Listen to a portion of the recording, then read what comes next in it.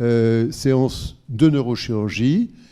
Et M. Dufaux va appeler les différents intervenants. Je rappelle que cette séance est filmée. Je demande à tous les intervenants qui poseront des questions de se lever et de se nommer, notamment leur origine, lorsqu'ils prendront la parole.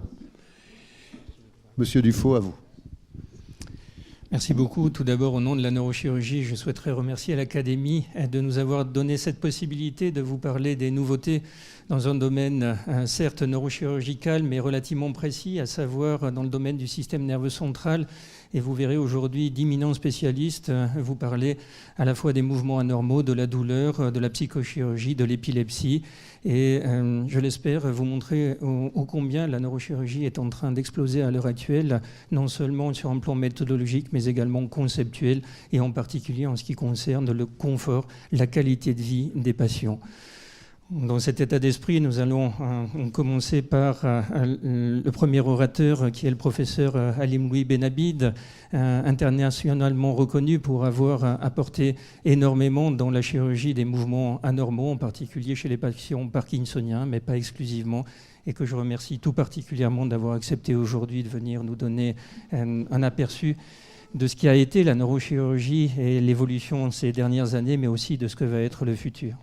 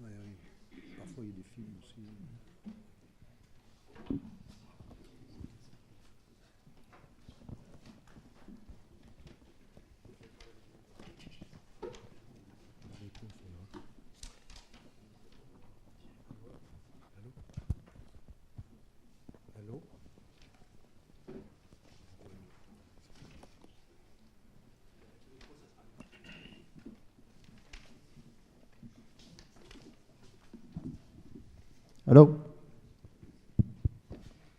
Monsieur le Président, chers collègues, si vous parliez très près, comme ceci.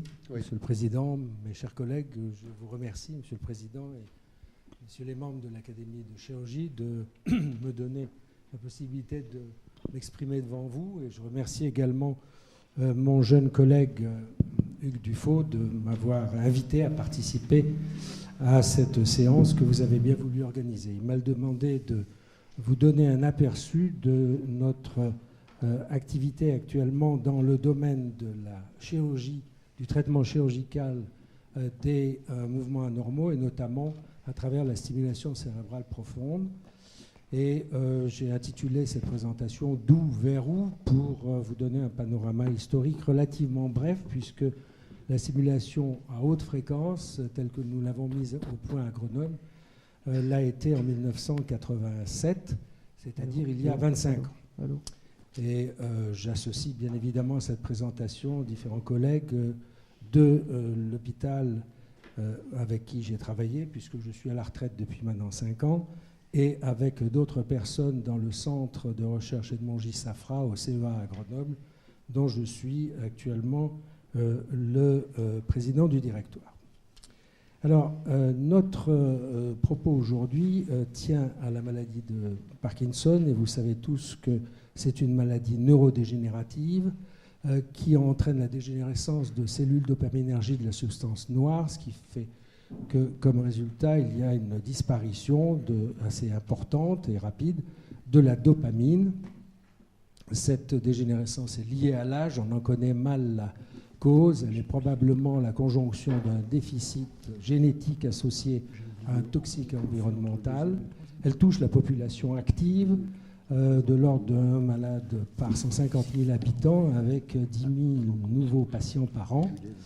Et ça reste longtemps une maladie motrice avant, bien évidemment, d'atteindre des fonctions supérieures et d'aboutir très souvent en fin de vie à un état considéré par les neurologues comme démentiel ou prédémentiel.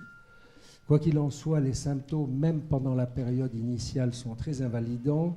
Ils s'associent dans une triade en tremblement, rigidité, akinésie, qui vont rapidement rendre nos malades extrêmement handicapés, et atteints dans leurs activités quotidiennes et avec un impact également sur la famille et bien évidemment sur la société. Alors voici une image typique de malades à un stade avancé. Comme souvent on ne les voit pas, ce que l'on a l'habitude de voir, ce sont les malades qui ont des tremblements et beaucoup moins ceux qui ont cette attitude de akinéto-rigide et qui constitue la phase gênante. C'est la raison pour laquelle on les voit moins souvent que les autres. L'éventail thérapeutique en 87, au moment où nous avons mis au point la méthode dont je vais parler, était restreint. Il consistait en chirurgie ablative qui avait été inventée aux alentours des années 40 et qui consistait en thalamotomie, c'est-à-dire une destruction du thalamus avec... je cherche ma souris.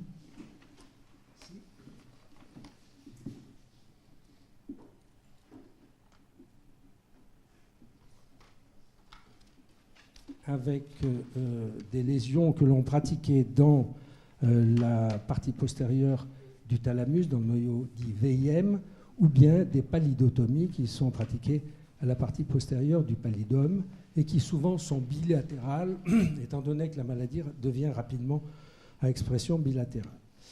Cette thérapeutique, longtemps utilisée, est essentiellement efficace sur le tremblement, elle ne touche pas les autres symptômes de la triade, et elle est grevée de complications, notamment quand elle est pratiquée de façon bilatérale. À l'inverse, le traitement médical qui est apparu dans les années 60 est un traitement substitutif qui est fait de lévodopa, qui est un précurseur de la dopamine et qui va être décarboxylé pour donner naissance à l'équivalent du neurotransmetteur manquant. Et son effet est tout à fait spectaculaire. Ça a été considéré comme une véritable révolution dans les années 60, puisque les trois éléments principaux de la triade sont très correctement et rapidement améliorés, avec des durées de vie relativement brèves, durée de vie biologique, j'entends, du médicament, ce qui nécessite leur absorption répétée dans la journée, avec des doses qui sont croissantes et qui aboutissent à la complication principales qui sont des dyskinésies, c'est-à-dire presque, je dirais, l'inverse de la maladie, qui se caractérise par peu de mouvements, alors que là, ce sont des mouvements anormaux, involontaires, très gênants, qui font tomber le malade de Charybde dans Scylla pratiquement. Alors, la question a été vite posée de savoir s'il existait d'autres solutions que celles-ci, qui, pour efficaces qu'elles soient dans divers domaines, avaient toutes des complications. On s'est tourné vers la recherche expérimentale, et notamment vers la solution théorique idéale qui consiste à porter la dopamine là où elle manque, c'est-à-dire dans le striatum où viennent se terminer les projections nigrostriées. Et c'est toute la saga des greffes neurales, de la thérapie génique qui est en cours et également de la délivrance locale d'agonistes ou de facteurs trophiques destinés à ralentir, si ce n'est réverser, la dégénérescence ou ses effets.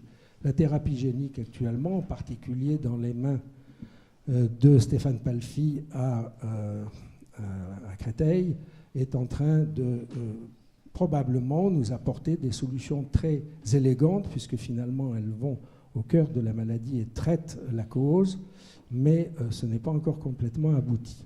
Les nanotechnologies, en mettant au point des pompes capables de faire de la délivrance extrêmement sophistiquée en des endroits bien précis, offrent peut-être aussi une solution, mais les premiers essais jusqu'à maintenant sont peu satisfaisants. L'autre solution, eh bien, quand on ne sait pas où la trouver, il faut parfois simplement observer ce qui se passe. C'est ce qui constitue la sérendipité, c'est-à-dire avoir un regard attentif aux événements que l'on n'a pas choisis et leur trouver, quand c'est adéquat, l'utilisation qu'on peut en faire. C'est ce qui nous est arrivé en 87, où lors d'une thalamotomie pour tremblement essentiel, en utilisant les techniques de stimulation électrique pour identifier les cibles dans lesquelles nous apprêtions à faire une lésion, on voit, comme vous pouvez l'observer ici, entre une photo avant la lésion et une photo après la lésion, mais surtout une photo avant et pendant la stimulation que l'on observe ici avec un accéléromètre. On met en marche le stimulateur et on voit disparaître le tremblement, qui va réapparaître quand on arrête de stimuler. Cet effet, en fait, n'est observé qu'au-dessus d'une fréquence de l'ordre de 100 Hz, 100 à 200 Hz. Et cet effet est paradoxal, puisqu'en effet, la stimulation qu'on nous apprend à être génératrice d'excitation habituellement mime en fait les effets de la lésion, avec une courbe d'efficacité qui est représentée ici, c'est-à-dire qu'en dessous de 100 Hz, 10 puissance à la puissance 2, jusqu'à plusieurs milliers de Hertz, on a un plateau d'efficacité, et pendant lequel également on bénéficie de la possibilité d'adapter l'intensité de la stimulation aux besoins du malade et rester en dessous des effets secondaires, et également la réversibilité, puisque dès qu'on arrête la stimulation, ces effets, tant négatifs que positifs, disparaissent. Alors on s'est posé la question de savoir si c'était la solution. Pour résumer, on se retrouve dans la situation chirurgicale relativement simple pour un stéréotacticien, qui consiste à aller mettre une électrode avec 4 contacts dans les cibles qui l'intéressent, repérées par ventriculographie, et au terme de la sélection de la position adéquate, connectés à des stimulateurs qui ressemblent à des pacemakers cardiaques, sauf qu'ils fonctionnent à des fréquences beaucoup plus élevées. Alors à 50 Hz, on sait qu'on est dans le domaine de la basse fréquence, où les effets sont des effets excitatoires, je dirais classiques, alors que dès qu'on dépasse 100, et en particulier aux alentours de 130 Hz, on est dans une gamme dite inhibitrice, où les effets vont mimer, comme je l'ai dit, les effets des lésions avec l'absence d'effets secondaires. La méthodologie est dédiée. Nous bénéficions à cette époque de dispositifs qui existaient déjà pour la stimulation thalamique pour la douleur.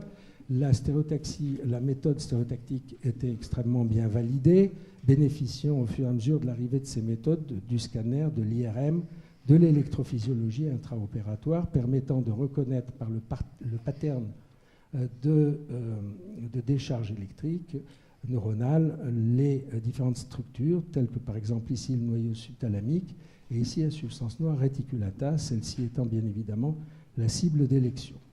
Les avantages, comme je l'ai dit, de la stimulation de fréquence par rapport à l'ablation, c'est la très faible morbidité permettant l'intervention bilatérale en un temps, la réversibilité et l'adaptabilité. Plus récemment, et je vous montre ici des images que m'a donné mon ancien élève et ami maintenant, Stéphane Chabardès, qui est à Grenoble et qui a pris ma suite dans le domaine de la neurochirurgie fonctionnelle, la possibilité de faire ces implantations directement sous anesthésie générale en IRM intraopératoire, ce qui permet de localiser la lésion essentiellement sur son apparence anatomique en IRM, et d'y mettre les électrodes qu'on a décidé d'y mettre d'une manière qui est contrôlée, puisqu'on voit exactement où est-ce qu'on est allé. Quelles sont les indications actuelles de la haute fréquence? Ce sont essentiellement la stimulation thalamique dans le noyau VIM qui améliore le tremblement de ces malades.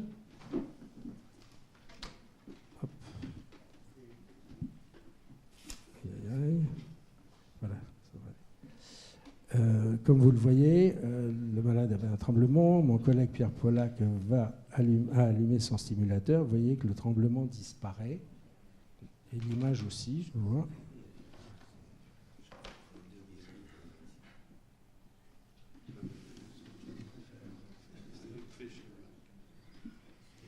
C'est bon.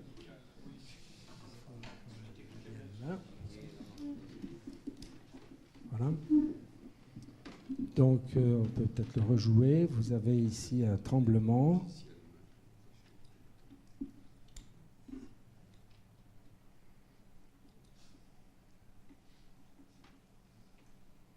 avec un impact majeur sur des fonctions telles que l'écriture. Et après la mise en marche du stimulateur à l'aide d'un aimant qui est appliqué sur la poitrine, la disparition en quelques secondes de ce tremblement et l'exécution des tests cliniques que les neurologues aiment pratiquer. L'autre cible, c'est le pallidum, qui est plus externe et qui est utilisé également dans d'autres indications, en particulier et surtout efficace sur ce que vous allez observer ici, c'est-à-dire des mouvements anormaux involontaires induits par la DOPA et qui sont, comme on l'a dit, l'effet secondaire très indésirable du traitement médical. Et on voit que quand la stimulation est mise en marche, le tremblement, ces dyskinésies disparaissent, mais uniquement de façon durable du côté contralatéral, ce qui nécessite de stimuler ces malades bilatéralement. La véritable révolution est apparue en 1990, quand on a implanté le noyau subthalamique, dont l'expérimentation animale avait montré que c'était un déterminant majeur de la motricité. Et vous voyez ici un malade à ce stade où notre collègue Patricia Limousin tire le malade, l'aide à marcher parce qu'il n'est pas capable de se lever tout seul. Il a une dystonie de la période off, il est sur la pointe des pieds, il est dans un état tout à fait lamentable et 3 mois après l'intervention, sans thérapeutique médicale et avec une simulation du noyau sous-thalamique bilatéral, vous le voyez avoir récupéré l'agilité de ses doigts, il se lève tout seul, il marche, il va faire un demi-tour, il va même faire un tour de valse pour montrer à quel point il a récupéré son agilité. Par contre, bon nombre de ces malades développent ou présentent un trouble particulier qui s'appelle le freezing, le gel de la marche, freezing of gait, et qui correspond à un état d'akinésie majeure qui, lui, ne répond pas à la stimulation cérébrale, mais ne répond pas non plus au traitement médical. Et c'est un véritable problème, c'est la recherche fondamentale, notamment par Tipu Aziz à Oxford, qui a montré que ce tout petit noyau qui est profondément dans le tronc cérébral déjà, va pouvoir améliorer la marche des singes intoxiqués par la toxine MPTP ou des malades présentant ce genre de troubles de la marche. Vous allez voir cette instabilité à la marche, cette espèce de bégaiement de la marche qui va se terminer de toute façon par une chute dans la mesure, surtout quand il y a des obstacles, ce qui majore les problèmes d'akinésie. Et ceci est amélioré, comme vous le voyez ici, quand on stimule ces noyaux pédoculopontins qui sont donc bas situés dans le tronc cérébral, non pas à 130 Hz, mais à 25 Hz, c'est-à-dire si on les excite de façon à leur permettre de mieux fonctionner. C'est un noyau en plus qui dégénère pendant la maladie et il ne faut donc pas l'inhiber, mais au contraire essayer de lui redonner de la motricité. Une autre indication importante sont les dystonies.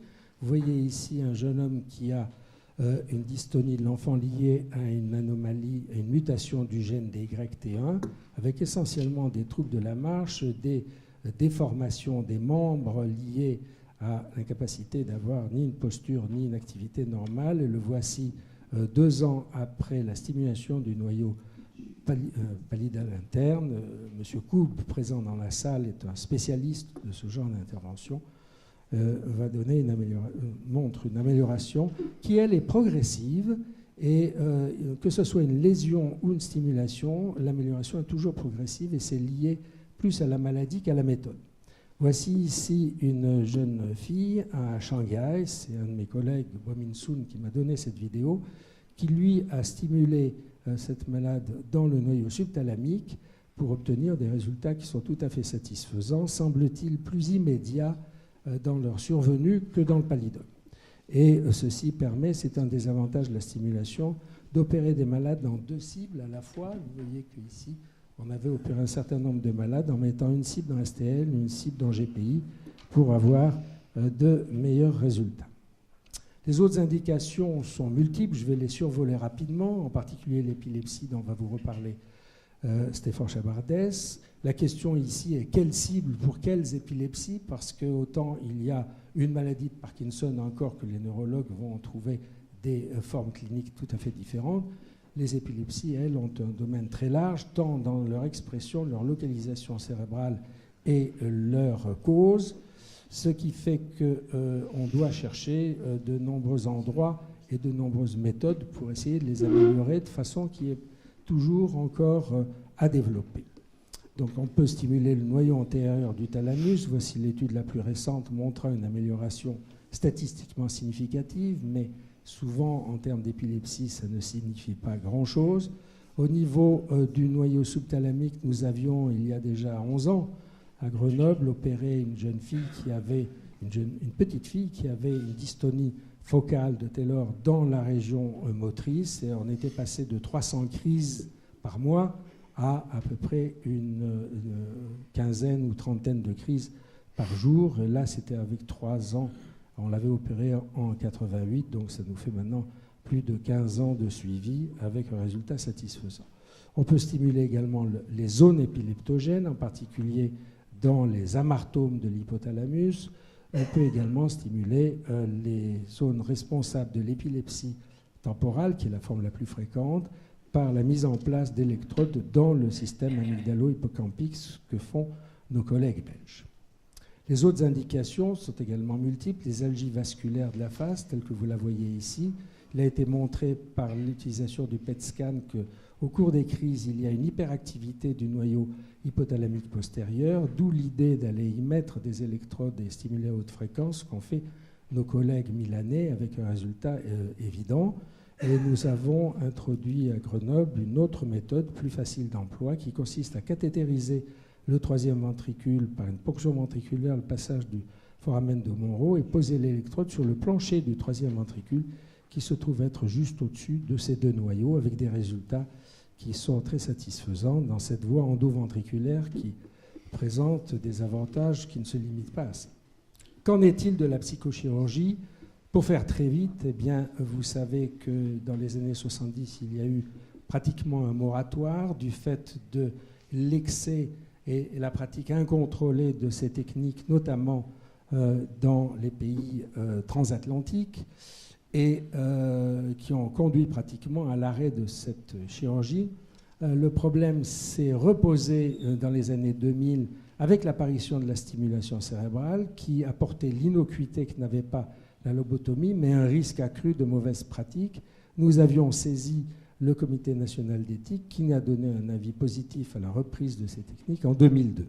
Il faut néanmoins rester très vigilant et précautionneux parce que si cette fois-ci nous nous retrouvons également dans une situation identique, nous n'aurions pas, je suis persuadé, une deuxième chance et ce serait dommage pour les malades.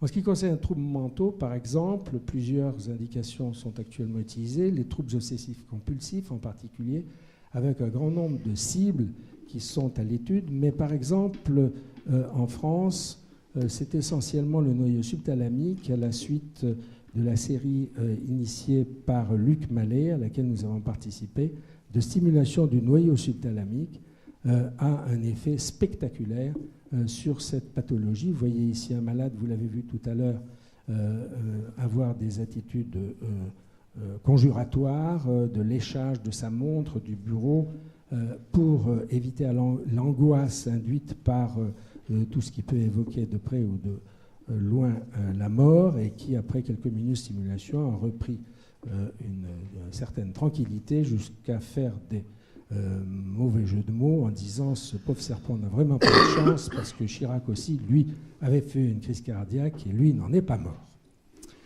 La dépression, les dépressions graves, bien évidemment, sont également améliorées par la stimulation, cette fois-ci, du cortex cérébral dans sa partie dite CG25, c'est-à-dire le cortex subgénual 25, tout à fait sur la ligne médiane. Et nous en devons l'initiation à nos collègues de Toronto. Et ici, à Grenoble, nous avons suivi très rapidement leur chemin en apportant quelque chose de non négligeable, qui était de stimuler à beaucoup plus haute intensité en impliquant beaucoup plus de contacts. Et il apparaît que, je dirais, la dose, si on peut utiliser ce terme électrique, délivrée joue un rôle important. Vous voyez qu'en augmentant la dose, qui est spécifiée ici, on arrive pratiquement à abaisser tous les scores pratiquement anormal, au point d'épuiser le stimulateur, de voir réapparaître ces symptômes, lesquels disparaissent à nouveau quand on a changé la pile. Jusqu'où peut-on aller? Quelles sont les limites éthiques? Eh bien, on peut en trouver beaucoup. Dans Science, on voit un papier disant que l'addiction à la cigarette est réversible si on détruit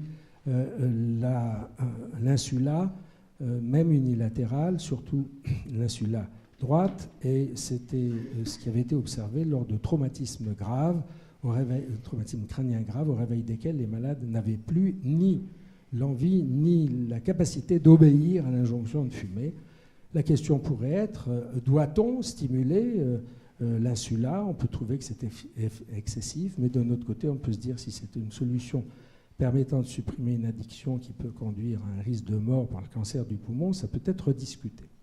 Je vais passer celle-ci quand même pour gagner un peu de temps. Quel est le mécanisme? On ne le connaît pas. Il n'est certainement pas unique. Et quand on regarde qu'est-ce qui se passe dans le périmètre de la zone stimulée, un grand nombre de phénomènes d'activation orthodromique, d'activation antidromique, de suppression de l'activité neuronale, voire même d'épuisement des neurotransmetteurs au niveau de la libération synaptique peuvent être mis en jeu et probablement concourir tous.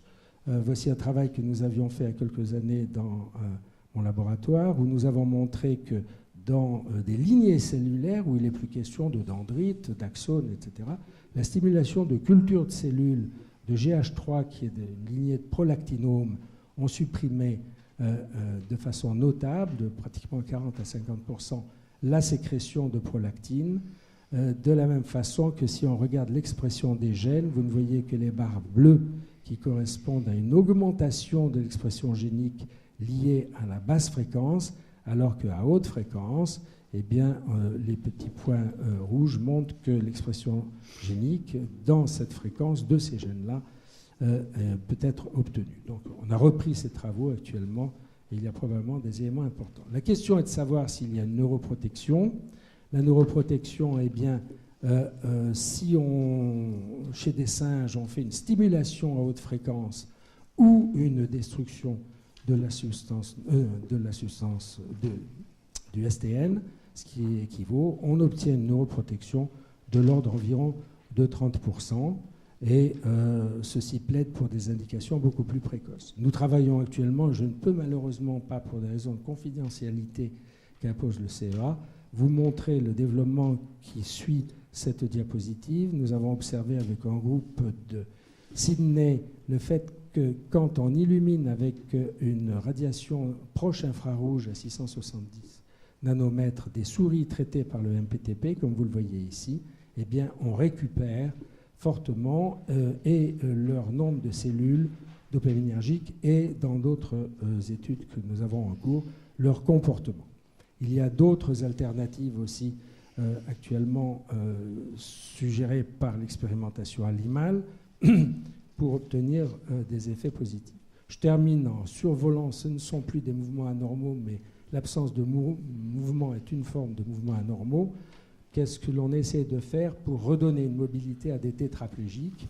Eh bien, le travail que nous menons actuellement au CEA Grenoble, c'est de développer un implant qui permette de capter l'activité corticale, de l'enregistrer, de traiter ces données pour reconnaître les intentions de mouvement que l'on sait observer sur l'électroencéphalogramme quand il est correctement traité, de transformer ceci en commande pour activer un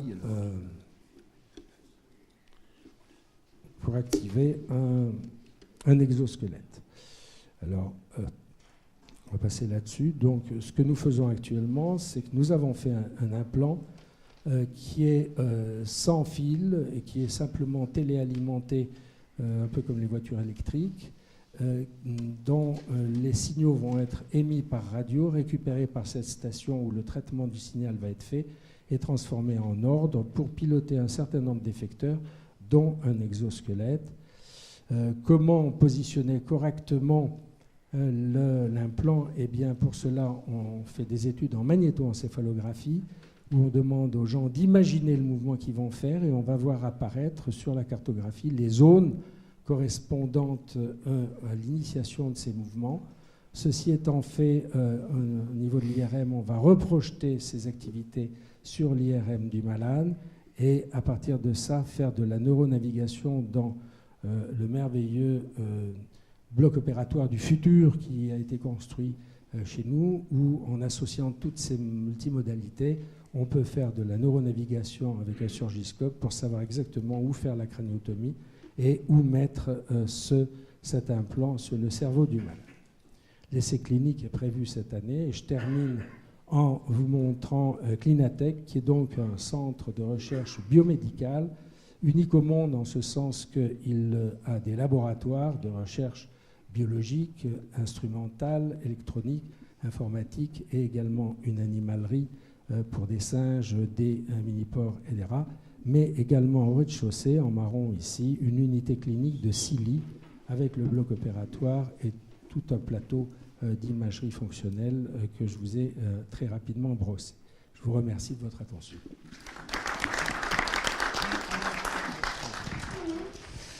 Merci beaucoup et merci également au professeur Emmanuel Cuny d'avoir accepté de jouer le rôle de l'intervenant. Merci de me donner la parole. Alors moi, monsieur Benhamid, d'abord je suis très honoré d'être intervenant après votre communication. Je voudrais juste rappeler que c'est vous qui avez mis au point cette technique il y a 25 ans, qu'aujourd'hui 70 000 patients, sauf erreur de ma part, ont été opérés dans le monde, et que ce qu'on voit dans le diaporama que vous venez de nous montrer, c'est que finalement on a multiplié les cibles, on a multiplié les indications, on est même allé jusqu'à multiplier le nombre d'électrodes chez les patients pour pouvoir moduler leur activité. Et finalement on se demande, entre nous, nous avons l'habitude de parler de neuromodulation, est-ce qu'on en est déjà au stade réel de la modulation de l'activité cérébrale, ou est-ce qu'on en est encore à un stade très, entre guillemets, basique, où on stimule, où on inhibe une structure, voire une fonction? Donc ma question est simple, est-ce que finalement cette stimulation cérébrale profonde, c'est le premier pas vers les interfaces cerveau-machine, où on peut imaginer que cette électrode, plutôt que simplement stimuler, pourrait être aussi finalement une antenne qui permettrait d'enregistrer de façon à réellement derrière, après le traitement du signal, à obtenir une modulation de l'activité cérébrale et donc des symptômes des patients? Bien, je vous remercie beaucoup de votre analyse, je la partage tout à fait, je crois que vous avez très bien décrit ce qui est en train de se passer. Nous avons eu la chance de tomber sur quelque chose de simple, qui marchait sans qu'on ait à faire beaucoup d'efforts de développement et qui rend un service certain au plan de la thérapeutique et de la pathologie dans de nombreuses indications. Maintenant, comme vous l'avez dit, est-ce que c'est la fin ou est-ce que c'est le début? J'aurais plutôt tendance à espérer que c'est le début, dans la mesure où ce que l'on fait est relativement brutal, grossier, je dirais. Stimuler à 130 Hz avec des ondes carrées, c'est pas très génial par rapport à la complexité qu'on imagine de l'activité électrique du cerveau. Maintenant, comment aller jusqu'à la possibilité de moduler cette activité spontanée pour en faire autre chose que cette activité spontanée tout en restant dans un domaine physiologique, c'est une autre question. On peut penser en théorie que c'est faisable. Il faut faire attention derrière la réponse que je fais et peut-être derrière la question que vous n'avez pas posée, vérifier qu'en faisant ceci, on ne dérive pas vers une modulation qui devienne une commande du cerveau. C'est l'inquiétude qu'ont beaucoup de gens. À Grenoble, on a beaucoup de nanotechnologie, mais on a beaucoup de nano-opposants qui nous rappellent parfois de façon très désagréable qu'on joue aux apprentis sorciers, ce qui n'est pas le cas, bien sûr, mais le questionnement est légitime et il faut qu'on vérifie, même si ce n'est l'intention de personne, qu'on n'est pas en train de dériver sans s'en rendre compte. Je crois qu'on est au tout début. Ça nécessite beaucoup plus de connaissances aussi. Non seulement il faut avoir de petites électrodes et des petits stimulateurs et une meilleure localisation, mais il faut aussi en connaître beaucoup plus sur le fonctionnement du cerveau, ce que nous n'avons pas actuellement à notre disposition. Monsieur Philippot.